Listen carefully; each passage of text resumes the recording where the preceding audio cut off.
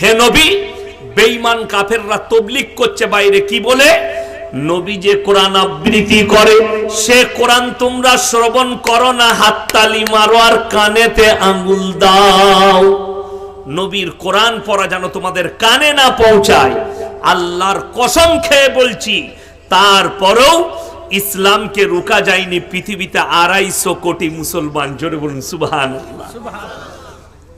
হিন্দুস্তানের যাদের একটু ইমানটা দুর্বল আছে আজকে মজবুত করেন।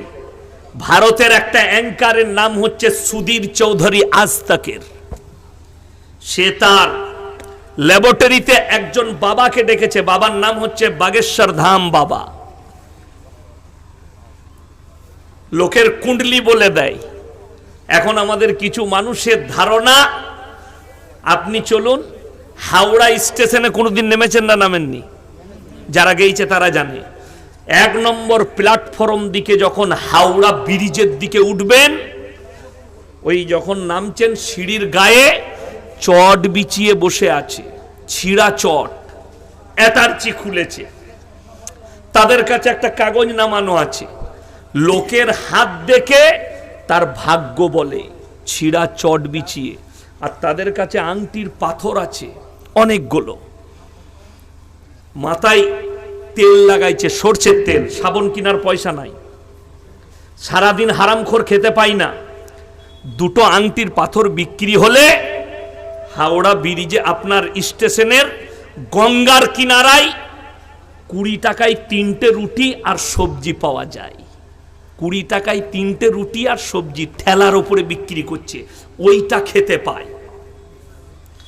বর্ধমান থেকে 2টো লাইনে হাওড়া ঢোকা যায়, মেন লাইন, কড লাইন, দুদিকে। একটা হাইওয়ে দিল্লি রোডের ডাইনে, একটা বাঁয়ে, কলকাতায় ঢুকছে, হাওড়ায়। বর্ধমান থেকে চাকরি করে 1 লাখ বেতন পায় কলকাতায়, 50,000 বেতন পায় প্রফেসর, 1,20,000 বেতন পায় ডাক্তার। হাওড়া স্টেশনে নেমে হাত দেখাচ্ছে, দেখুন দেখিনি আমার কি গোলমাল। ওরে বাপরে, বিরাট গোলমাল তো। তোমার প্রমোশন আটকে আছে, তোমার ভাগ্যটা একটু খারাপ যাচ্ছে, তোমার ছেলে হয়নি। ইদেলে সালা সবই মিলে গেছে। কি করব? এই আংটির পাথরটা নিয়ে যাও, তোমার ভাগ্যটা ফিরে যাবে। কত দাম? 601 টাকা। মাল কিনে নিল। আমি খালি অবাক হই, যে লিখছে সে 1 লাখ বেতন পায়, যে দিচ্ছে সে ছিঁড়া চটে বসে আছে। একবারও জিজ্ঞেস করছে না এই ভাগ্যের পাথরটা তোর গলায় বাঁধ, কাল থেকে মমতা খালার পাশে থাকবি। কথাটা বুঝতে পারেনি আমার? ভাগ্যের পাথরটা কার প্রয়োজন? যেমন আমাদের দেশের লোক আমাদিকে এসে বলে, হুজুর একটা বরকতের তাবিজ দেন তো। তাইলে আমার বেতন 5,000 আর তুমি প্রত্যেক দিন দোকানে 50,000 টাকা রোজগার করো, তাবিজটা তোমার প্রয়োজন না আমার? কথা বলে না, আমার প্রয়োজন। যে তাবিজটা আগে আমাকে দেন, আমার বরকতটা কি করে আসবে? কিন্তু দুঃখের বিষয়, হুজুরকে বলছে হুজুর আপনি তাবিজ দেন। যদি তাবিজে বরকত হতো তো বর্ধমানের রাইস মিলের মালিক তো আমরা বাপ বেটা হতাম। মার তাবিজ আর টেনেলে মাল। কথাটা বুঝতে পারছি? কিন্তু ওটা তো নয়। বরকত আপনি পাবেন, নাম্বার 1 আপনাকে নামাজি হতে হবে। সবাই হবো, জোরে বলুন ইনশাআল্লাহ। তো বাবা বাগেশ্বর ধাম তিনি কুंडली बोले दिच्छे मानुषेर चेहरा देखे, तुम्हारा बाप का नाम ये है, तुम्हारा घर इधर है, तुम्हारा ये बीमारी हुई है, तुम इस वजह से हमारे सामने आए हो। আমি সেদিনে দেখলাম একটা মুসলিম ফ্যামিলি আমাদের মতো টুপি লাগিয়েছে, একটু এই ভাইয়ের মতো দাঁড়িয়ে আছে, লোকটা উত্তর প্রদেশের। বাবা हम आपको बहुत मोहब्बत करते हैं, आप पर फिदा है, आपके पास ऊपर वाला का शक्ति है। এরা বলছে আমাদের মৌলবীরা তো কিছুই জানে না, বাবা বলে দিচ্ছে।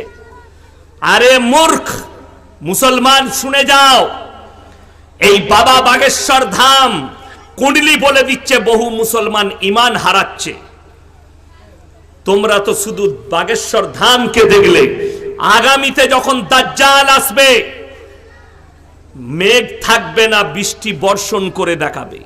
মৃতকে জীবিত করে দেখাবে, তখন তোমরা তোমাদের ঈমান কোথায় রাখবে? বাগেশ্বর ধাম বাবাকে ল্যাবে ডেকে বলছে, বাবা আপকো এক আঁকড়া শোনাएंगे। যারা ভাবছেন ইসলাম মিটে যাবে, যারা ভাবছেন কোরআন মিটে যাবে, তারা ভালো করে শুনেন। কে শোনাচ্ছে? একজন অ্যাঙ্কার সুদীপ চৌধুরী। বাবা क्या है?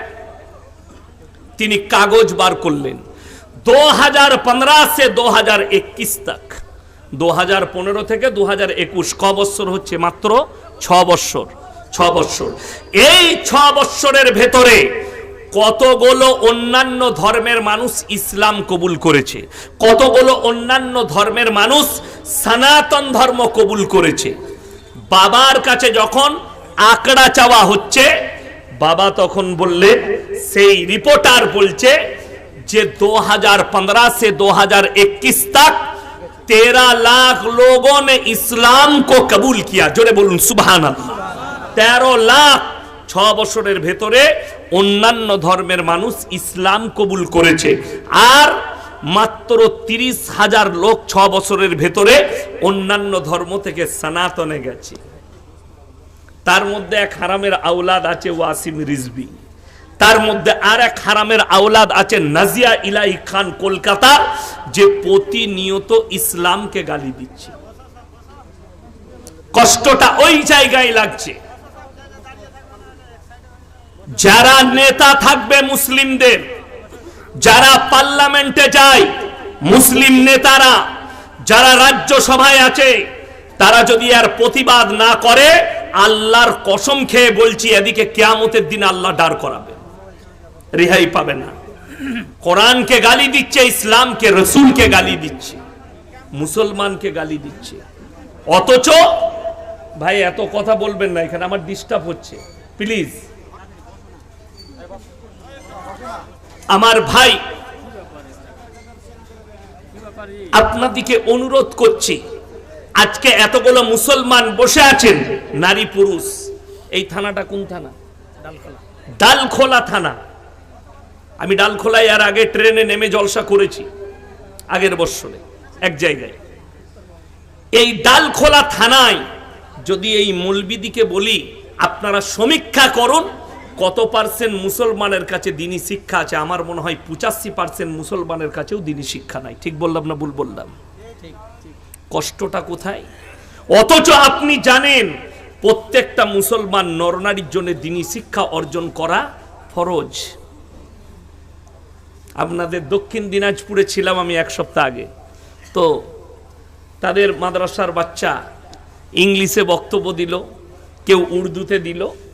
तो একজন বললে कि अल्लाह के नबी ने फरमाया कि तुम शिक्षा के लिए, पढ़ाई लिखाई के लिए चीन देश में चले जाओ।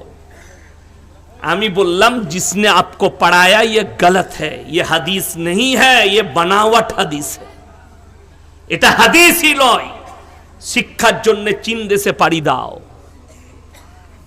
আল্লাহ নবী সাল্লাল্লাহু আলাইহি সাল্লাম যেটা ফরজ করেছেন দ্বীনি শিক্ষা। কি শিক্ষা বললাম? দ্বীনি শিক্ষা। আর যে দুনিয়াবি শিক্ষাটা আপনি দ্বীনের খিদমতে করবেন, ওইটাই কামিয়াব হবে। ডাক্তার হবেন আপনি দ্বীনের খিদমতের জন্য, আল্লাহ কামিয়াবি দিবে, এবং ওই ডাক্তারি পড়াটাও নেকির কাজ। আপনি মাস্টার হবেন সমাজের খিদমত করার জন্য, আপনার পড়াটা নেকি আছে।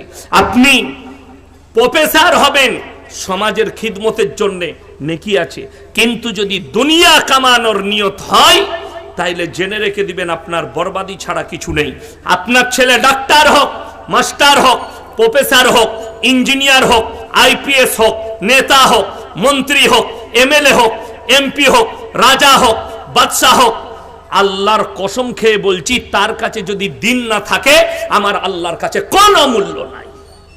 নট মূল্য, সে হচ্ছে একটা চতুষ্পদ জন্তুর মতো আমার আল্লাহর কাছে। আর আপনাদেরকে বলে যায়, কে কি জাল ছুটছে, কে কি খপ্পর দিচ্ছে, খপ্পরে পড়বেন না। কেন? আল্লাহ কোরআনে বলেছে, ইন্নাল্লাহা ইনদাহু আলাল ইসলাম, আল্লাহর কাছে যেটা গ্রহণযোগ্য রাখে যে ধর্ম, সেটা একমাত্র ইসলাম। সবাই বলুন, এইখান থেকে বেরোবো না, সকলে জোরে বলুন ইনশাআল্লাহ। দিল আর দিমাকে তীরের মতো গেঁথেলেন, যে আল্লাহ আমাকে মুসলমান করেছে, এটা আল্লাহর কৃপা। আল্লাহ আমাকে মুসলমান করেছে, আল্লাহর কৃপা। মুখের ভাষা শুনেন, যারা আমাদিকে মাদ্রাসা ছাপ বলে, পশ্চিম বাংলার কথা বলছি, গত দুদিন আগে পশ্চিম বাংলার একজন বলিউডের আর্টিস্ট আছে যার নাম মিঠুন চক্রবর্তী, নাম শুনেছেন না শুনেননি? তিনি বক্তব্য দিয়েছেন, বক্তব্য দিয়ে বলেছেন যে 73% মুসলিম আছে মুর্শিদাবাদে। সে বলেছে এই 30% হিন্দু আছে আর 73% মুসলিম, এদিকে সব ভাগীরথীতে কেটে ঢুকিয়ে দেবো। শুধু তাই নয়, বলে ভাগীরথী নয়, এদের মাটিতে এদিকে পুঁতে দেবো, ভাগীরথীকে গঙ্গাকে অপবিত্র করব না। এটা যদি একটা নেতার ভাষা হয়, একটা আর্টিস্টের ভাষা হয়, জেনে রেখে দিবেন ও কতটা নোংরা জগতে বাস করছে। যার ছেলে রেপ কেসের আসামি, যার ছেলের ওপরে কেস চলছে, খালি নিজের ছেলেকে বাঁচাবার জন্যে তুমি গিয়ে ওই দলে যোগদান করে মুসলমানদের বিরুদ্ধে হুঙ্কার দিচ্ছ। মাশাআল্লাহ, আলহামদুলিল্লাহ, আমি তোমাকে ওয়েলকাম জানাচ্ছি। মিঠুন চক্রবর্তীকে বলছি, যদি তোমার হিম্মত থাকে, আমি চ্যালেঞ্জ ছুড়লাম, একটা বার করে দেখিয়ে দাও ভারতের কোন মুসলিম যুবক, ভারতের কোন মুসলমান নিজের ইসলামের ঝান্ডা নিয়ে গিয়ে কোন মন্দিরে নারায়ে তাকবীর বলে টাঙ্গিয়েছে। যদি দেখাতে পারে, আমি জীবনে আর সমাজের বুকে বক্তব্য দেব না। কিন্তু আমি 1000-এর ওপরে দেখিয়ে দেবো, 100-র ওপরে দেখিয়ে দেবো জয় শ্রীরামের স্লোগান দিয়ে মসজিদের মিনারে ঝান্ডা টাঙ্গিয়েছে, জয় শ্রীরামের স্লোগান দিয়ে মানুষকে পিটিয়ে মেরেছে, জয় শ্রীরামের স্লোগান দিয়ে চাচার দাড়ি ধরে মুখেতে মেরেছে। কত লিবেন? আমি দেখিয়ে দেবো 1000।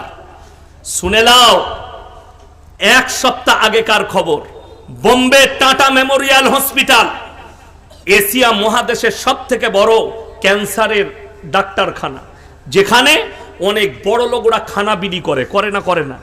বড় লোক যাদেরকে আল্লাহ পয়সা দিয়েছে তারা খানা বিলি করে রাস্তায়, বড় বড় টাউনে। সেখানে একজন হিন্দু ভাই খানা বিলি করছে, লাইনে অনেক লোক আছে। তো একজন বুঝতে পারলাম মেয়েটা মুসলিম। কি করে? সে উন্না বেঁধে আছে, গোটা মাথাটাই, খালি চোখটা বেরিয়ে আছে। তখন বলছে जय श्री राम बोलो फिर खाना मिलेगा, जो जय श्री राम नहीं बोलेगा उसको खाना नहीं मिलेगा। मोबाइल खुले देखलेन, फेसबुक और यूट्यूबे छुटे बेড়াচ্ছে। কিন্তু সেই জায়গায় একজন মুসলিম দাড়িওয়ালা নামাজি ব্যক্তি বড় লোক ওইখানে লাইনে খানা দিচ্ছে। बोले अल्लाह अकबर बोलने का जरूरत नहीं, भोग लगा है खाना खा लो। जोड़े बोलो नाराए तकबीर। এটার নাম ইসলাম।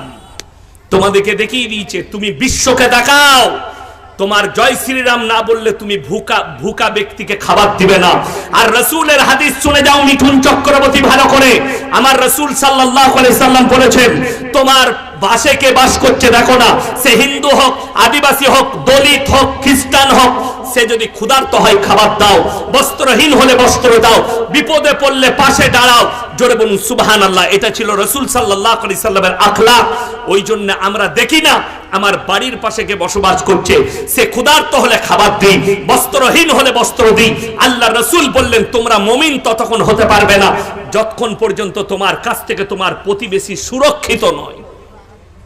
পাশে যেই বাস করুক তাকে আপনাকে সুরক্ষা দিতে হবে। তোমার যদি হিম্মত থাকে, মুর্শিদাবাদের 70% লোককে কেটে দাও। তুমি কার ভাষা বলছো আমাদের জানা আছে, আর তুমি কি জন্য বলছো জানা আছে। বড় কষ্টের বিষয়, ইসলামের বিরুদ্ধে যদি কেউ কথা বলে সে ওয়াই ক্যাটাগরির বডিগার্ড ভারতে পায়। ভারতের মাটিতে আপনারা অনেকে জানেন না, মকবুল ফিদা হোসেনকে ভারত ছাড়া করা হয়েছে দেবদেবীর নগ্ন ছবি আঁকার কারণে। মোবাইল খুলে দেখলেন, লন্ডনে আছে মকবুল ফিদা হোসেন, একজন মুসলিম ব্যক্তি, দেবদেবীদের নগ্ন ছবি এঁকেছিল, তাকে ভারত ছাড়তে হয়েছে। আর যদি মনে করেন এটাকে আমরা সাপোর্ট করি না, ইসলাম সাপোর্ট করে না কারো দেবদেবীর ন্যাংটো ছবি আঁকবে, তাকে ফাঁসি দেওয়া দরকার ছিল যে একটা ধর্মকে অপমান করেছে। কিন্তু দুঃখ লাগে এই দেশের প্রতি, এই দেশের আপনার রাজনীতিবিদদের প্রতি তসলিমা নাসরিনের মতো হারামের আওলাদ দেহ ব্যবসায়ী ভারতে ঠাঁই পেয়েছে খালি রসুলকে গালি দেওয়ার কারণে, কোরআনকে গালি দেওয়ার কারণে তাকে গার্ড দিয়ে রেখে দিয়েছে। একজন বলছে আসাদ নূরকে কিছু বলুন, যদি হিম্মত থাকে তার ঠিকানাটা দে, কোথায় থাকে তাকে বলুন তো, যে তুমি প্রকাশ করছো না কেন নবীজিকে এত গালি দিচ্ছ আল্লাহকে, একবার খালি বলে দাও আমি অমুক জায়গায় আছি, কোন বাপের বেটা আছিস আমার সঙ্গে দেখা কর। ওকে সেই বাপে জন্মই দেয়নি। আমি হারামের আওলাদ বলছি তসলিমা নাসরিনকে। অনেকজন মনে করছেন কেন, আমার কাছে দলিল আছে। কি আছে বললাম? দলিল। বইটার নাম লজ্জা, লেখক হচ্ছে তসলিমা নাসরিন। বইটার নাম কি বললাম? লজ্জা। এই লজ্জা বইয়ের তসলিমা নাসরিন নিজে লিখেছে। আমি আমার মাকে আমার চাচার মশারিতে দেখেছি। যার জন্মটা তার চাচা দিয়েছে, সে কি করে হালাল আওলাদ হলো? কথাটা বুঝতে পেরেছেন না পারেননি? সে তো হারামের আওলাদ। তাকে যারা সাপোর্ট করে তাদের জন্মটাও ঠিক এই ধরনেরই হয়ে আছে। অনেকজনের গায়ে লাগবে। স্পষ্টবাদী লেখিকা, যদি স্পষ্টবাদী লেখিকা হয়, আল্লাহ রসুলের হাদিস, তুমি তোমার ভাই, তোমার মা বাপ, তোমার প্রতিবেশী কেউ যদি পাপ করে আর তোমার হাতে ধরে বলে ভাই পাপটা দেখে নিয়েছো, আমি জীবনে আর করবো না, ইস্তেগফার করছি, এটা তুমি কেউ কি বলো না। মুমিন ব্যক্তি সে যে দিলেতে গেঁথে রেখে দিয়ে কারো কাছে প্রকাশ করবে না। আল্লাহ তোমার হাদিসে আছে 10টা বড় গুনাহকে গোপন করবে কিয়ামতের দিনে। যে নিজের মায়ের দোষটা কাগজে কলমে লেখে, সে কি করে চরিত্রবান হতে পারে লেখিকা? আমার ভাই, আল্লাহর কসম করে বলে যাচ্ছি, ইসলাম এই শিক্ষা দেয়নি। যদি বলেন সে তো মুসলিম ঘরে জন্ম নিয়েছে, নাজিয়া ইলাই খান মুসলিম ঘরে জন্ম নিয়েছে, ওই জন্য আল্লামা ইকবাল লিখেছেন ইস ঘর কো আগ লাগি ঘর কি চিরাগ সে। মুসলমান তোমরা নিজেদের ঘরে নিজেরা আগুন ধরিয়েছো। আপনার ছেলে কলেজে যায়, আপনার ছেলে ইউনিভার্সিটিতে যায়, আপনার ছেলে স্কুলে পড়ে, একদিন যদি ছেলে কামাই করে টিউশন, মা মারে না? মারে না? বাপ মারে না? মারে না? আপনি বাবা হয়ে বলেন যে আমি এত টাকা দিয়ে টিউশন রেখেছি, টিউশন কামাই, আমি এত টাকা দিয়ে স্কুলে পড়াচ্ছি, স্কুল কামাই, আপনার ব্যথা লাগে। হাই রে মুসলমান, 20 বছর বয়স হয়ে গেল, জীবনে এক ওয়াক্তের নামাজ পড়ে না, তুমি তোমার ছেলেকে কোনোদিন বললে না যে আজকে নামাজ না পড়লে তোমাকে ভাতই দেবো না? ঠিক বললাম না ভুল বললাম? কেউ বেটার উপর অত্যাচার করে নামাজ না পড়ার কারণে। মেয়ে স্কুল থেকে এলো, মেয়েকে কবার বলেছে মা যে তুমি নামাজটা পড়ে নাও, জোহর কাজা হয়ে গেছে পড়ো, আসর পড়ে নাও, তারপরে তোমাকে খানা দিচ্ছি। মা জিজ্ঞেসই করে না। মেয়ে খানা খেতে বসেছে তো মোবাইল, মেয়ে শুচ্ছে তো মোবাইল, মেয়ে বসে আছে তো মোবাইল, মোবাইলে আসক্ত হয়ে গেছে। কেন? বেঈমান কাফেররা জাল ছুড়েছে আপনার উপরে, আপনি সেই জালেতে ফেঁসে গেছেন। আমাদের কম ফেঁসে গেছে, এই জাল থেকে বেরোনো বড় মুশকিল হয়ে দাঁড়িয়েছে, বড় মুশকিল। কেন? বেঈমান কাফেরদের মেহনতি হচ্ছে এদিকে কোরআন থেকে বিচ্ছিন্ন করে দাও, রাসূলের হাদিস থেকে বিচ্ছিন্ন করে দাও, এদিকে উলামা থেকে বিচ্ছিন্ন করে দাও, এদিকে মাদ্রাসা মসজিদ থেকে বিচ্ছিন্ন করে দাও। আমার বর্ধমানের কথা বলছি, আমার এক ছাত্র ইমামতি করে। আমি বললাম মসজিদে কটা মুসল্লি? বলছে হুজুর দুটো। দুটো কি রে? হ্যাঁ, ফজরের সময়। বলে ফজরের সময় একজন আসে, আর শীত পড়ে গেলে কেউ আসে না, আমি একা। এটা বাস্তব বলছি। ফেসবুকে দেখবেন, ফেসবুকের মুসলমান আলাদা আর অরিজিনাল মুসলমান আলাদা। ফেসবুকের মুসলমান নামাজ এক ওয়াক্তের পড়ে না, কিন্তু ফেসবুকে লিখছে আমাদের বুকটা ফেটে গেল, বাবরি মসজিদ ভেঙে গেল। তুমি কাঁদছো বাবরির জন্য, আর তোমার মসজিদ কাঁদছে তোমার জন্য, তুমি জীবনে নামাজ পড়তে যাও না। এটাই হচ্ছে দুঃখের, এটাই হচ্ছে বেদনার। অথচ রাসূল সাল্লাল্লাহু আলাইহি সাল্লামের হাদিস, যার নামাজ নেই তার মধ্যে ইসলাম নেই, যার নামাজ নেই তার মধ্যে ইসলাম নেই। আমাদের দেশের অনেক লোক আছে জানেন, ভালো লোক। কেমন ভালো লোক? তারা বলে আমরা নামাজ না পড়তে পারি, আমার মতো ভালো লোক গ্রামে নাই। এরকম মাল আছে না? নাই? গাধা আছে, নামাজ পড়ে না, কিন্তু বলে আমার মতো ভালো লোক পাবি না। তাদের জন্য মারাত্মক কোরআনের উপদেশ। যারা এটা ভাবেন, বাস্তব কথা বলে যাচ্ছি, এমন লোক আছে সব ভালো কাজ করেছে কিন্তু জীবনে নামাজ রোজা করে না। কথাটা বুঝতে পেরেছেন না পারেননি? নামাজ রোজা করে না। আপনারা জানেন অনেকজন ভাবে আমি কেন বলি শাহরুখ খানকে মুসলমান বলা যাবে না, সালমান খানকে মুসলমান বলা যাবে না, তারা মুশরিক। যদি বলেন কেন, আশা করি বলিউডের যতগুলো নায়ক আছে সব থেকে দিলদরিয়া লোক হচ্ছে সালমান খান। সে 100 টাকার মধ্যে 90 টাকা তার চ্যারিটিতে খরচ হয়। কোনো বাচ্চার যদি ব্লাড ক্যান্সার হয় তার চ্যারিটিতে চলে যাবেন মুম্বাইয়ে, 1 টাকা আপনার খরচ নাই, আপনার যাতায়াতের খরচটাও তার ফ্রি। কিন্তু মুসলমান বলা যাবে না, মুশরিক। যদি বলেন এত ভালো কাজ করছে, এর বদলা দুনিয়াতেই পাবে, আল্লাহ তাদেরকে দুনিয়াতেই দিয়ে দিবে। ঈশ্বরচন্দ্র বিদ্যাসাগর ভালো মানুষ না খারাপ? ভালো মানুষ। কবিগুরু রবীন্দ্রনাথ ঠাকুর ভালো মানুষ। স্বামী বিবেকানন্দ ভালো মানুষ। বঙ্কিমচন্দ্র, শরৎচন্দ্র, যারাই আছেন কবিরা ভালো মানুষ, তারা কারো ক্ষতি করেনি, বহু মানুষের উপকার করেছে, ভদ্রলোক ছিলেন। যদি বলেন তারা কিয়ামতের দিনে কি হবে, তারা যে ভালো কাজ করেছে তার বদলা আল্লাহ দুনিয়াতেই দিয়েছে। তাদের মৃতবার্ষিক পালন হয় না হয় না, তাদের জন্মদিন পালন হয়, তাদের ছবিগুলো স্কুল কলেজের হেডমাস্টারের মাথার উপরে টাঙানো আছে। ঠিক বললাম না? কিয়ামতের সকাল পর্যন্ত লোক সম্মান করবে, এটাই হচ্ছে তাদের বদলা। কালমা না পড়ার কারণে তাদের দুনিয়া এবং পরকাল দুটোই অন্ধকার। নামাজ না পড়ার কারণে একজন মুসলমান যদি ভাবে আমি মুসলমান, মরণের পরে বুঝতে পারবেন কোরআনে আছে জান্নাতীরা যখন জান্নাতে প্রবেশ করবে আর জাহান্নামী দিওকে যখন জাহান্নামে পাঠানো হবে, জান্নাতীরা প্রশ্ন ছুড়বে কাদিকে? জাহান্নামী দিকে। ফি জান্নাতি ইয়াতাসাআলুনা আনিল মুজরিমিনা মা সালাকাকুম ফি সাকার, তোমরা কেন জাহান্নামে প্রবেশ করছো? তোমরা বলতে আমরা ভালো লোক, তোমরা বলতে আমাদের মতো মানুষ নেই। তখন তাদের 1 নম্বর উত্তর হবে ক্বালু লাম নাকু মিনাল মুসাল্লিন, আমরা নামাজি মুসল্লিদের মধ্যে ছিলাম না। এটা 1 নম্বর। সবাই হাত তুলে বলুন আজ থেকে 5 ওয়াক্তের নামাজি হবো। জোরে বলুন ইনশাআল্লাহ। হাত তুলেন, জোরে বলুন ইনশাআল্লাহ। নামাজ 5 ওয়াক্তের। একজন ইসলামিক অমুসলিম আর মুসলমানের মধ্যে যে ফারাক, সেটা নামাজের।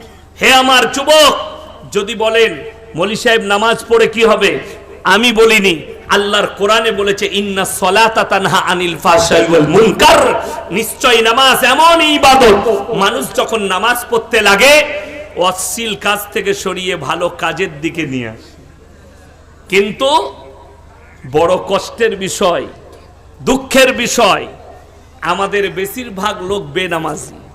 যেমন বলে দিই, আমাদিকে বলে মৌলী সাহেব আপনাকে খুব ভালোবাসি, কালকে খানিক ছেলে মালদায় আপনার সেলফি লুবো, চলতে চলতে ফটো লিচ্ছে। ওই জন্য আমি এখনই ড্রাইভারকে বলে এলাম স্টেজের কাছে গাড়ি নিয়ে পালিয়ে আসবে, হেঁটে অত দূর গেলে আমাকে জ্বলাবে। চুল কেটেছে শুয়োরের মাথার মতো আর ফটো লিচ্ছে আমাদের। ঠিক বললাম না ভুল বললাম? বলছে মৌলী সাহেব আপনাকে খুব ভালোবাসি। হবে, আমাকে ভালোবাসলে তো আমার মতো চুল রাখবি, আমাকে ভালোবাসলে তো আমার মতো পোশাক পরবি। মুখেতে ভালোবাসা আর চলাফেরা হারামখোরদের মতো। বলছে হুজুর আপনাকে খুব ভালোবাসি। ভালোবাসা কি? আমি মুর্শিদাবাদে 5 বছর আগে জলসা করতে যাচ্ছি, ডোমকলে এক জায়গায় পিশাব করতে দাঁড়িয়েছি, একটা ছেলে 1/2 কিলোমিটার গিয়ে বাইক নিয়ে ঘুরে এলো। সে দাঁড়িয়ে আছে আমার ড্রাইভারের কাছে, হুজুর পিশাব করে এলি, ফটো তুলবো। ফটো তুলতে এসছে। আমি আমাকে খুব ভালোবাসো? জি হুজুর খুব মহব্বত করি। আর প্যান্ট পড়েছে ছিঁড়া। হ্যাঁ, এখন তো বিপদ। বেঈমান কাফেররা এমন জাল বিছিয়েছে, আপনি বলছেন আমি ইসলামকে মহব্বত করি, এই মৌলবিদিকে ফলো করতে পারলেন না আপনি। আপনার মুখেতে দাঁড়িয়ে এলো না, আপনার শরীরে ইসলামিক পোশাক এলো না, আপনার কালচারটা ইসলামিক এলো না। কেন? বেঈমান কাফেররা ঢেকে ফেলেছে। আখরি জামানায় এমন একটা জামানা আসবে, রাসূল সাল্লাল্লাহু আলাইহি সাল্লাম বলেছেন যে পূর্ববর্তী যুগের ওই বর্বরতার যুগের পাপগুলো মডেলিং বলে চলে আসবে। আজকে ছোট পোশাক পরাটা আমাদের দেশের মহিলারা মনে করেছে এটা মডেলিং। ঠিক বললাম না ভুল বললাম? ছোট পোশাক পরা, ছোট প্যান্ট পরছে, টিকটক করছে, গান করছে। আবার কিছু মেয়েকে দেখছি হিজাব পরে আসসালামু আলাইকুম আল্লাহর নবী বলেছে তুই জাহান্নামে আগে যাবি। খালি ওই ভিডিওটা ছাড়ার কারণে। টিকটক কোথা থেকে পেলি, কে বলল? বড় কষ্ট লাগে। আগে আপনাকে ভাবতে হবে, মৌলবীর বিবি যদি টিকটক না করে তা আমার বইয়ের জন্য জায়েজ কি করে হবে? কথাটা বুঝতে পারেননি? মৌলবীর বিয়েতে যদি গান বাজনা না হয় তাহলে আমার বিয়েতে কি করে হবে আপনাকে ভাবতে হবে। আপনি ওটা ভাবেন না, আপনি মনে করেন মৌলবী বলছে আর কি সব কথা কি শুনতে হবে নাকি? বলতো সমাজও কিছু মানতে হবে, আর সমাজ মানলে তোর কাছে মদটাও জায়েজ হবে। যেমন আমাদের দেশের বহু লোক আছে সকালবেলায় বিড়ি না খেলে হাগাই হয় না। ঠিক বললাম না ভুল বললাম? মসজিদের পায়খানা করে হারাম করে বিড়ি খাচ্ছে। ও বেরিয়েছে, ইমাম ঢুকেছে, ইমামের বমি হয়ে গেছে গন্ধই। জিজ্ঞেস করুন সমাজের লোককে। আমি সেদিনে জিজ্ঞেস করেছি মুর্শিদাবাদে, এ বাবা কাঁচা পেঁয়াজ খেয়ে মসজিদে যাওয়া যাবে? আপনারা কি বলছেন যাবে? যাবে না। আপনি কত সুন্দর উত্তর দিলেন, না যাবে না কাঁচা পেঁয়াজ খেয়ে। কেন? মুখে দুর্গন্ধ হবে। আল্লাহর নবী বলেছেন তোমার পাশের লোককে তুমি কষ্ট দিও না। আর বিড়ি সিগারেট গুটকা খেলে আতরের মতো সেন করবে, তাই তো? বিড়ি সিগারেট গুটকাখোর যারা আছে সব থেকে প্রথম কষ্ট তারা যাকে দেয় সেটা হচ্ছে তাদের অর্ধাঙ্গিনী, তাদের বিবিকে। তাদের বিবি কষ্ট পায়। তুমি একবার তোমার বউকে জিজ্ঞেস করবে, আচ্ছা আমি তো বিড়ি খাই আর গুটকা খাই, তোকে কিরকম লাগে? ও মনে মনে করবে হারাম কর, তুই চুমু খেলে মনে হয় তোর মুখে জুতো মারি, কিন্তু কিছু করতে পারবে না, স্বামী তো কি করবে। আমাদিকে খারাপ লাগে। হাই আল্লাহ মুসলমান, এই যে পানির বোতলটা দেন তো আমাকে। এই যে পানির বোতল দেখছেন, এইটাই ইনারা লিখে দিয়েছে বিষ মিশানো আছে, আপনি খেলে মারা যেতে পারেন। এটা আর খাওয়া যাবে? কথা বলে না, খাওয়া যাবে না। আচ্ছা বিড়ি সিগারেট গুটকার প্যাকেটে লেখা আছে না নাই ক্যান্সারের কারণ হানিকারক লেখা আছে। আপনি জেনে শুনে এটা শ্রবণ করছেন মানে হারাম কাজ করছেন। আল্লাহর কাছে বড় হিসেব দিতে হবে আপনার শরীরের জন্য। যারা এই সমস্ত শ্রবণ করে ক্যান্সারের ঝুঁকিতে পড়ে আল্লাহর কাছে হিসেব দিতে হবে। আপনার জানাই নেই ইসলাম সম্পর্কে। ডাক্তারে যদি বলে তোমার জীবনে ঝুঁকি আছে, তুমি গরুর মাংস আর খাসির মাংস খেতে পাবে না, তোমার জন্য নেকির কাজ ওটাই যে ওগুলো না খাওয়া। জানা আছে? কিন্তু তুমি জানো না আল্লাহ যে জীবনটা দিয়েছে কত মূল্যবান জীবন, এটা আপনার জানা নেই। আপনার কাছে হিসেব দিতে হবে আপনার এই শরীরের জন্য। মানুষ কিন্তু শ্রবণ করছে কেন? আপনাদের মধ্যে কে কে জানেন না মদ খাওয়া হারাম? হাত তুলেন তো। সবাই জানে না মদ খাওয়া হারাম? সবাই জানে। গাঁজা খাওয়া হারাম কে জানে না? আর আপনাকে আমি এই উত্তর দিনাজপুরের ডালখোলায় দেখিয়ে দেবো, মুসলমান মদ খাচ্ছে, মদ বিক্রিও করছে। ঠিক বললাম না ভুল বললাম? বিসমিল্লাহ। মুসলমান গাঁজা খাচ্ছে, গাঁজা বিক্রিও করছে। লটারির টিকিট হালাল না হারাম? আপনাকে আমি ডালখোলায় দেখিয়ে দেবো, মুসলমান বিক্রিও করছে, মুসলমান কাটছে। আবার মুসলমান বেশি লটারি কাটে। দেখছেন না বাংলাদেশের একটা চাচা গত বৎসরে কি, আল্লাহ গো এক ঘর কেটেছি, আল্লাহ 1 কোটি ফেলি দিও, আমি জীবনে আর করব না। ই কি দোয়া? হারাম জিনিসের লেগে আল্লাহর কাছে দোয়া। লটারি কেন হারাম? ভাগ্যের মালিক সকলে বলুন কে? আরো জোরে বলুন কে? যদি ভাগ্যের মালিক আল্লাহ হয়, তুমি লটারি কেটে ওই কাগজের দ্বারা ভাগ্য পরীক্ষা করছো, ওই জন্য হারাম এবং তোমার ঈমান চলে যাবার কারণ হতে পারে। ঈমান ধ্বংস হয়ে যেতে পারে যে লটারির মাধ্যম দিয়ে। লটারি যদি হালাল হতো, আমাদের সমাজে সব থেকে বেতন কম কার? কথা বলে না? ইমাম আর মৌলবি সাহেবদের। তো সব থেকে প্রথমে তো লটারি আমরা কাটতাম, একটা কেটে নি, যদি 1 কোটি পড়ে যায় আর মসজিদে থাকবো না। কথাটা বুঝতে পারেননি? আমরা কাটি না। এত কম বেতন হওয়ার পরেও তুমি 20,000 রোজগার করো, তারপরেও তোমাকে লটারি কাটতে হয়। তুমি হালাল ভেবে নিয়েছো, অথচ সেই লোক জুম্মার দিনে আতর লাগিয়ে ফাঁস কাতার এই যে খুদবা শুনবে, তুই ঝাঁটা খাবি কবরে, রেডিও কবরে যা বুঝতে পারবি। এই যেমন আমাদের দেশে 3টে কোয়ালিটির নামাজি আছে। কটা বললাম? 3টে।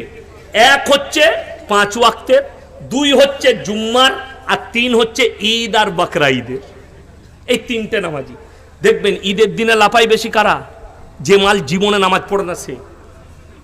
হ্যাঁ, গলায় একদম শ্বশুর একটা তোয়ালি দিয়েছে, লেফটে চলে গেছে, হাজি সাহেবের পাশে দাঁড়িয়েছে। হাজি সাহেব মনে মনে ভাবছে এত পরেজগার লোকটা কোথায় ছিল বে। হ্যাঁ, ও জীবনে নামাজ পড়ে না। শ্বশুরের দেয়া তোয়ালি, শ্বশুরের আন্ডার প্যান্ট, শ্বশুরের লুঙ্গি, শ্বশুরের জামা, সব শ্বশুরের, ওর কিচ্ছু নাই, ওর খালি শরীরটা। বড় কষ্ট লাগে কোথায় জানেন? আমি 15-20টা গ্রাম আমার পেছনে নামাজ পড়ে, একজন এসে আমাকে বলছে নামাজের আগে, হুজুর নিয়তটা বলে দিবেন তো। আমি নিয়ত নিয়ে কি করবি বে? আমি দরুদ শরীফ জানো? জি না। আত্মা জি না। আমি সানা বলে না।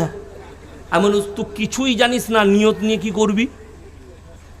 তুই তো কাল আজ জোহর থেকে নাই। তো বলে কি করব? আমি যেরকম মাথা ঠুকবো তুই এরকম ঠুকে দিবি, হয়ে যাবে। আমরা হ্যাঁ হয়ে যাবে। আর তুই না ঠুকতে পারলেও কোনো অসুবিধা নাই। কি বুঝলি? ওই জন্য তো খালা নিয়ত বেঁধেই দেখছে, পাশে হাজি সাহেব সানা পড়ছে, সুবহানাকাল্লাহুম্মা বিহামদিকা কথা বলে, ইউ দেখছে হাজি সাহেব কি পড়ছে। হাজি সাহেব মনে মনে করছে সালা আমার থেকেও বড় জাননেওয়ালা, কিন্তু কিছুই পড়ে নাই। মাল জানলে তো পড়বে। এই এক নামাজি আল্লাহ এদেরকে কিয়ামতের দিনে কঠিন আযাবে মুবতালা করবে। তুমি জানার অপেক্ষা মনে করো না।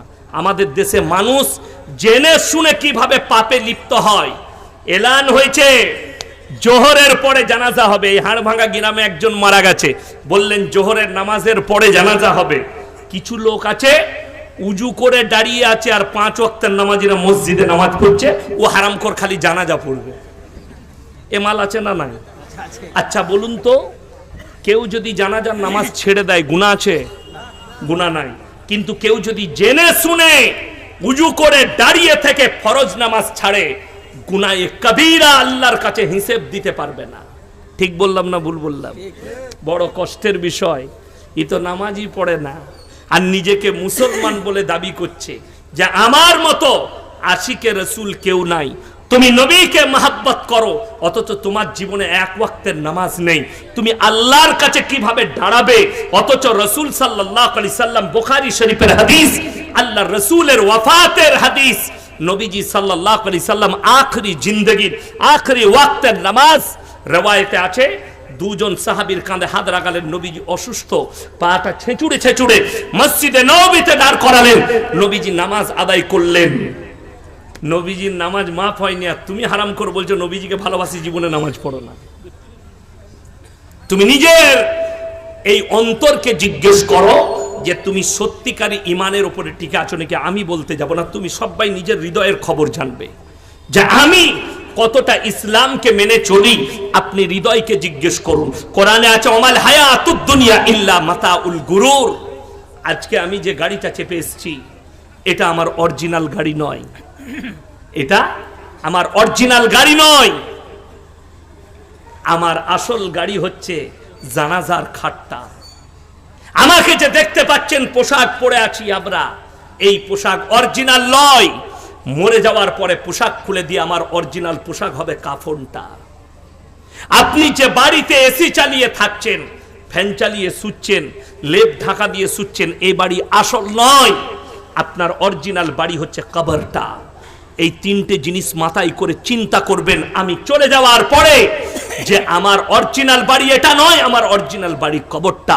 আমার অরিজিনাল পোশাক এটা নয়, অরিজিনাল পোশাক হচ্ছে আমার কাফনটা। অরিজিনাল আমার গাড়ি এই রেল, ট্রেন, প্লেন নয়। আমার অরিজিনাল যাবার গাড়ি হচ্ছে আমার কাঁধের 4 পায়াটা, খাটটা, যেখানে আমার লাশ যাবে। কোরআন বলছে ওয়াল হায়াতুদ দুনিয়া ইল্লা মাতাউল গুরুর। এই দুনিয়াটা সম্পূর্ণ ধোঁকা। তোমরা ধোঁকার মধ্যে পড়ে আছো। যেদিনে তুমি মারা যাবে, তোমার ধোঁকা সেই দিনে খুলে যাবে। বেঈমান কাফেররা যে মেহনতটা শুরু করেছে, যে পুরনো যুগের পাপগুলো এদের কাছে মডেলিং বলে ফেলিয়ে দাও। আজকে মুসলমান জিনা করছে, কারা করাচ্ছে? ইহুদি, নাসারা, বেঈমান কাফেররা। অথচ আমরা জানি না যে এগুলো জিনার কাজ। আমি কালকে জলসায় বলেছি, তারা নাম রেখেছে ভ্যালেন্টাইন ডে, কাজ কিন্তু হচ্ছে জিনা করা। তারা নাম রেখেছে রোজ ডে, কাজ হচ্ছে কিন্তু জিনা করা। তারা নাম দিয়েছে চকলেট ডে, কাজ হচ্ছে জিনা করা। তারা নাম দিয়েছে কিস ডে, কাজ হচ্ছে জিনা করা। এগুলো সব জিনার এক একটা রাস্তা তারা খুলে দিয়েছে যাতে মুসলমানরা বুঝতেই না পারে, অথচ জিনাই লিপ্ত হয়। এমন একটা যুগ আসবে পৃথিবীতে হারাম আওলাদে ভরে যাবে, যেটাকে আমরা রুখে দাঁড়াতে পারবো না। আজকে মৌলবীরা আছে, মেহনত করছে, আমাদেরকে বলতে শুনতে পাচ্ছেন আল্লাহ রসুলের হাদিস, আখরি জামানায় এক শ্রেণীর এমন হুজুর বের হবে যাদের দ্বারা ইসলাম বিকৃত হবে এবং মানুষ তাদের দ্বারা পাপেতে লিপ্ত হবে। তারাই হবে জাহান্নামের প্রথম খোরাক। কোরআন খুলে আপনি বলছেন মৌলবী চিনতে পাচ্ছি না। কালকের জলসায় একজন এসে আমার সঙ্গে দেখা করলো, ভদ্র মানুষ, ভালোবাসে আমাকে, নেতা। আমাকে বলছে, হুজুর নিজেদের মধ্যে আপনারা মিটিয়ে নিতে পারেন এক জায়গায় বসে, আপনি এর বিরুদ্ধে বলছেন, ও আর বিরুদ্ধে বলছে। আমি বললাম রসুলের হাদিস মিথ্যা হয়ে যাবে। কথাটা সবাই শুনে যান, সবারই কানে ভরছি আমি। যারা বলছেন এক জায়গায় বসে আপনারা মিটি নিয়ে একটা প্ল্যাটফর্মে আসুন, পৃথিবীর মৌলবীরা, নবীজির হাদিসকে মিথ্যা বলা হবে, আল্লাহর রসুলের হাদিস, আমার উম্মতরা 73টা দলে বিভক্ত হয়ে পড়বে।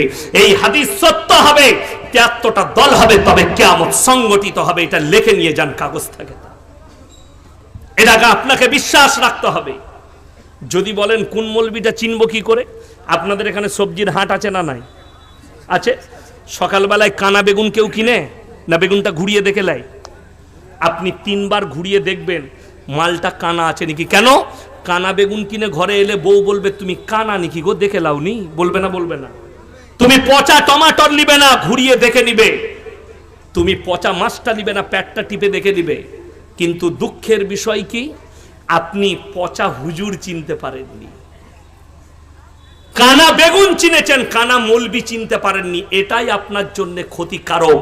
যদি বলেন চিনব কি করে, কোরআন শুনেলেন, ইন্নাল্লাযীনা ইয়াকতুমুনা মা আনজালাল্লাহু মিনাল কিতাব ওয়া ইয়াশতারুনা বিহি সামানান কালীলা উলাইকা মা ইয়াকুলুনা ফি বুতুনিহিম ইল্লান নার ওয়া লা ইউকাল্লিমুহুমুল্লাহু ইয়াওমাল কিয়ামাতি ওয়া লা ইউযাক্কিহিম ওয়া লাহুম আযাবুন আলীম। হে আমার বিশ্বনবী, পৃথিবীর মানুষকে বলো, তোমাদের মধ্যে কিছু এমন মৌলবি থাকবে যারা আমার কোরআনের আয়াতকে লুকিয়ে দেবে নিজেদের পেট চালাবার জন্য। তারা নিজেদের পেটেতে আগুন ছাড়ায় আর কিছু ভরে না। আমি আল্লাহ কিয়ামতের দিনে তাদেরকে কঠিন আযাবে মুবতালা করে দেব। এটা কোরআন। আমি কঠিন আযাবে মুবতালা করব। দেখতে পাচ্ছেন না বাংলাদেশে? আমি আজ কি শুনছিলাম কি, যে একজন বক্তা বলছে, তার নাম হচ্ছে আবরারুল হক আসিফ, যুবকরা খুব ভালোবাসে, সে প্রেমের প্রমোট করছে। তোমার যদি কোনো মেয়েকে পছন্দ হয় তাকে তাড়াতাড়ি প্রপোজ করে ফেলো। প্রপোজ মানে আই লাভ ইউ, আমি তোমাকে ভালোবাসি। হারামখোর এরাই জিনার প্রমোট করছে। এই মৌলবি কথা ধরা পড়বে কিয়ামতের দিনে। ইসলামে প্রপোজ শব্দটাই হারাম। কি বললাম? প্রপোজ শব্দটাই হারাম। যদি বলেন কোন যুবকরা শুনে যাও,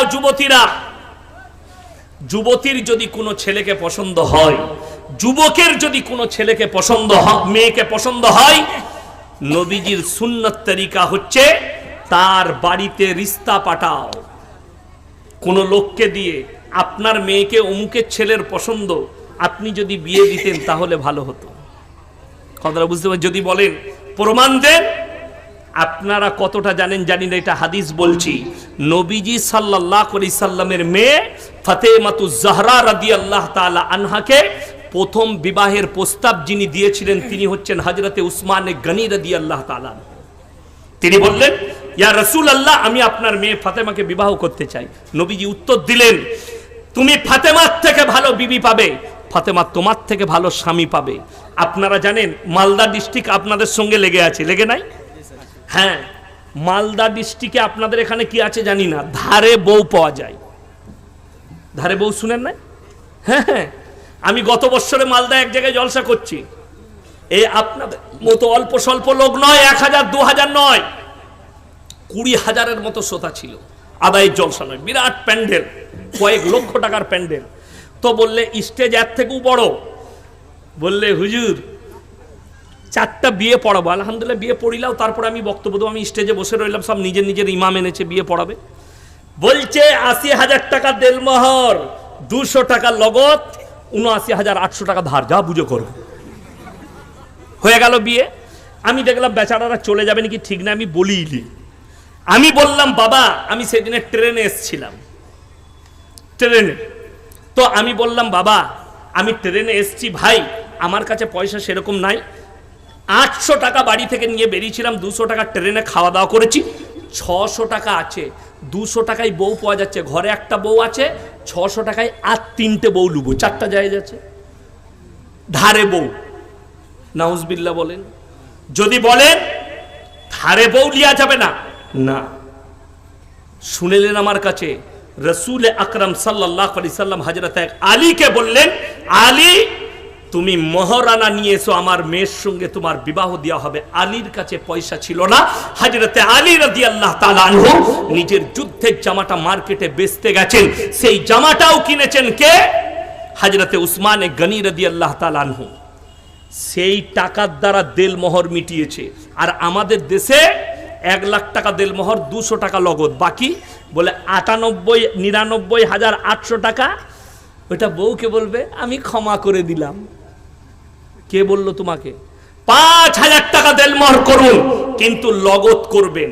এখন আবার লোকের একটা কায়দা শুরু করেছে আমাদেরকে, মৌলবীদিকে বাদ দিয়ে, কি বাদ জোহর সোনার জিনিস দিচ্ছে। আপনাদের দিকে দেয় সোনার জিনিস, নতুন কায়দা দিয়ে দিলেন কিসে? এটা দেলমোহরের বদলে। আপনাদের মহারানা সম্পর্কে জানা আছে? কোন মহিলাকে যদি কেউ বিবাহ করে দেলমোহর দেয়, মহারানা দেয়, সেটা সম্পর্কে জিজ্ঞেস করার অধিকার আর তোমার থাকবে না।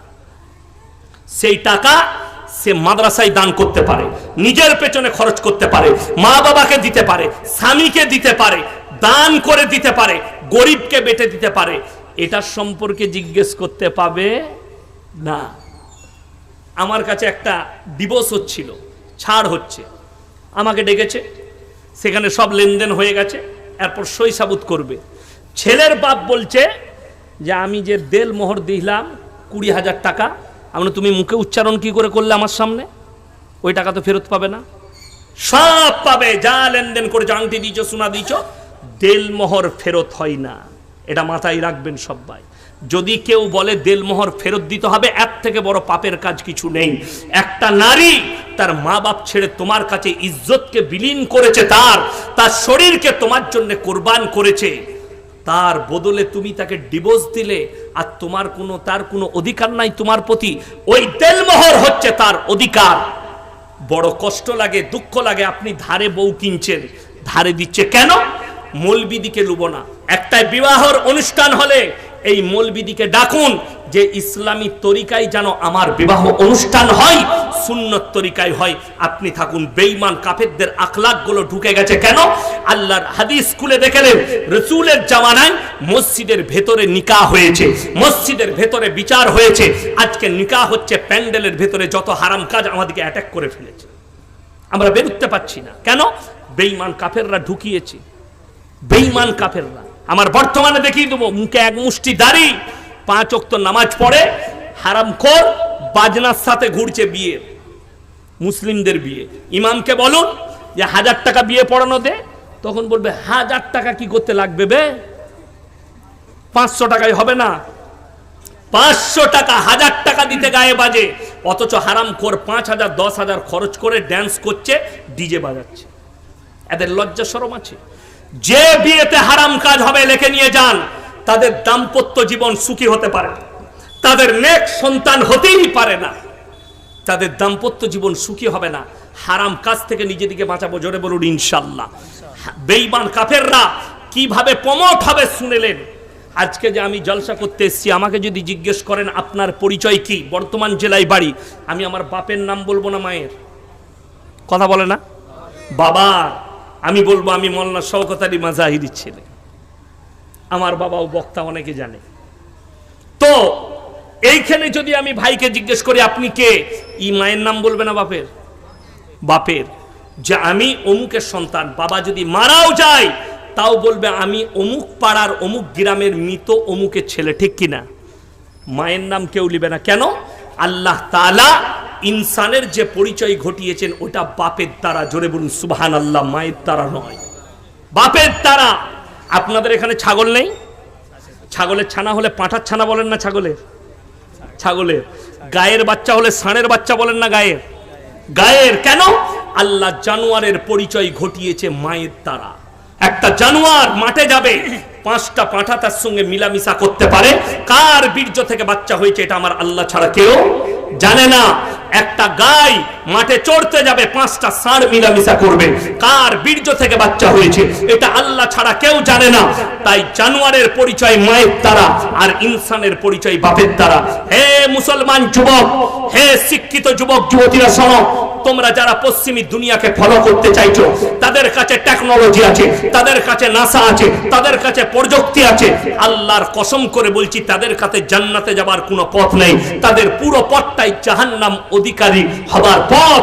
শুনে নাও, London, America, German, Japan, Australia, Brazil, New Zealand, আপনার যতগুলো বেঈমান কাফের দেশ আছে, তারা তাদের পার্লামেন্টে পাস করিয়েছে, এর পর থেকে যে যুবক বাঁচবে সে যদি চায় মায়ের পরিচয়ও বাঁচতে পারবে। কেন?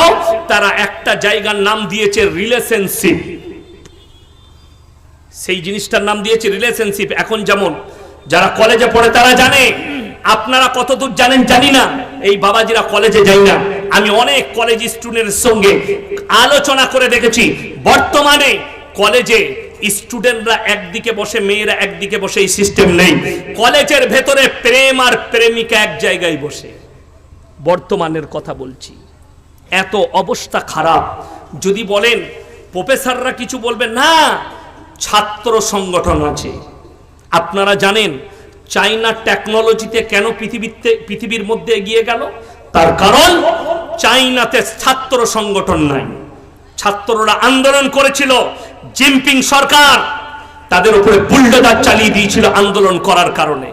আমেরিকা বললে, এই তুমি ছাত্র দিকে মেরেছো, বলে এই চুপ কর, এটা আমার ঘরের ব্যাপার, এইখানে ছাত্র আন্দোলন করতে দেবো না, আর ছাত্র সংগঠন হবে না।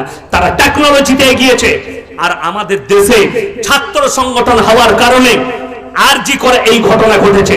ছাত্র সংগঠন হওয়ার কারণে যাদবপুর বিশ্ববিদ্যালয়ের ক্যাম্পে আপনার সেখানকার হোস্টেলে একটা ছাত্র আত্মহত্যা করে মারা গেল। মিডিয়াওয়ালারা খবর দিচ্ছে, মিডিয়াওয়ালারা ছাপছে যে সেখানকার বাথরুম থেকে নিরোদের প্যাকেট পাওয়া গেছে, সেখানকার বাথরুম থেকে মদের বোতল পাওয়া গেছে, তাদের বাথরুম থেকে সেক্সের ট্যাবলেট পাওয়া গেছে। আমি আপনাকে চ্যালেঞ্জ ছুড়লাম, আপনার এই থানায় যতগুলো মাদ্রাসা আছে, একটা মাদ্রাসার আপনার বাথরুম থেকে মদের বোতল দেখিয়ে দেন, সেক্সের ট্যাবলেট দেখিয়ে দেন। আমি মৌলবি শওকত সাহেবের ছেলে মৌলবি ইয়াসিন জীবনে আর সমাজের বুকে বক্তব্য দেবো না, এটাই আমার শেষ বক্তব্য হবে। আর জীবনে আমি কোথাও কথা বলবো না, আমি আমার মাদ্রাসায় বসে ক্লাস করব। একটা পাবেন না। কেন? কোরআন আমরা শিক্ষা দিয়েছি, কোরআন সামনে নামানো আছে।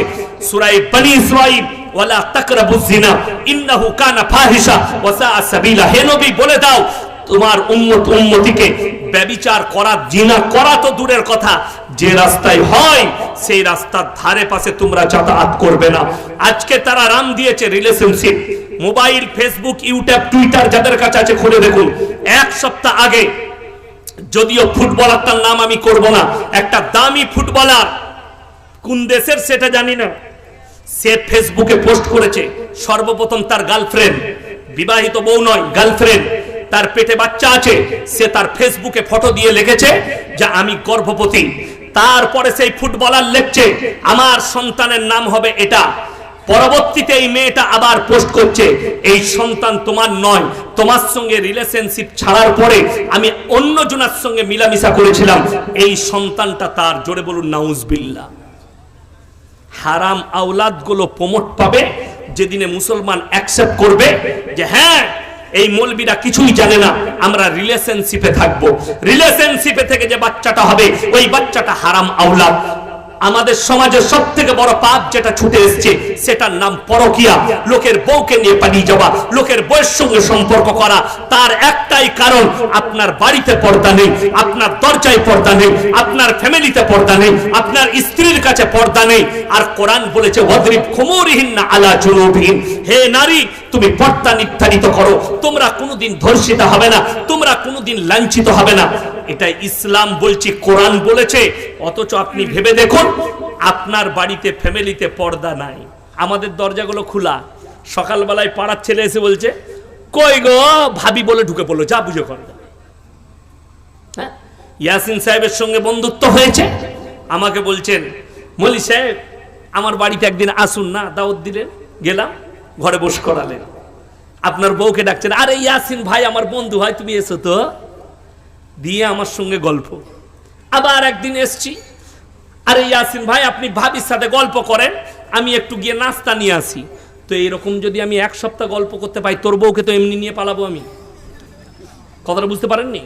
যদি বলেন কেন, তুমি তো সর্বপ্রথম হারাম কাজ করেছো।